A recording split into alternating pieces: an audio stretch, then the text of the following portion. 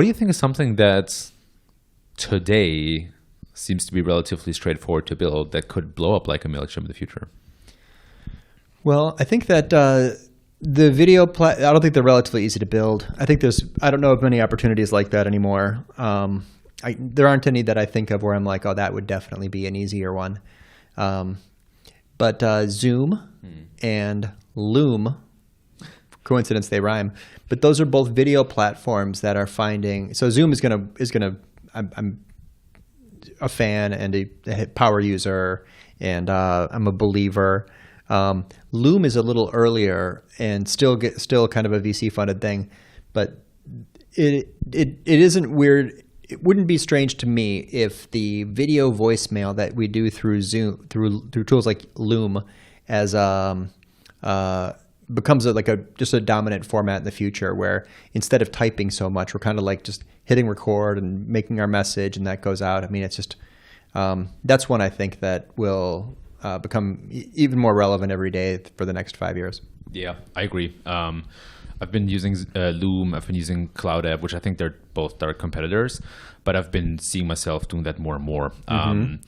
For stuff at work where I walk somebody through something, or even just like almost giving a presentation to people that I work with. And it's not really a presentation. It's more like a walkthrough, but like a mix of a presentation and walkthrough and a tutorial. It's like something in between. And I see myself using that more and more, or creating little GIFs and all that kind of stuff. Or pitches, influencer marketing, sales. Influencer marketing pitches need that. Yeah.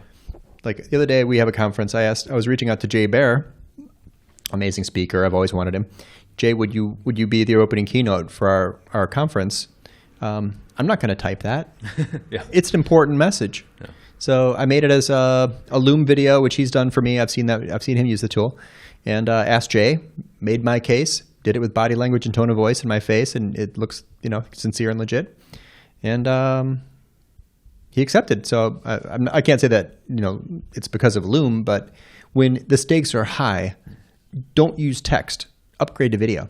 I 100% agree, and I think this is completely undervalued and underestimated. I recently got a pitch from a software vendor that is also in the video space, and they did exactly that. They sent me a 90-second pitch, but it immediately caught my attention. I'm much more likely to watch it. I'm even much more likely to get on the phone with that person, because now I've seen that person and I've heard that person speak, and it creates a bit more familiarity.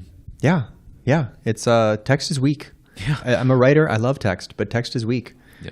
So I started to track how many of my articles I add a video to, and last year it was about 1 in 4. I need to get that number up.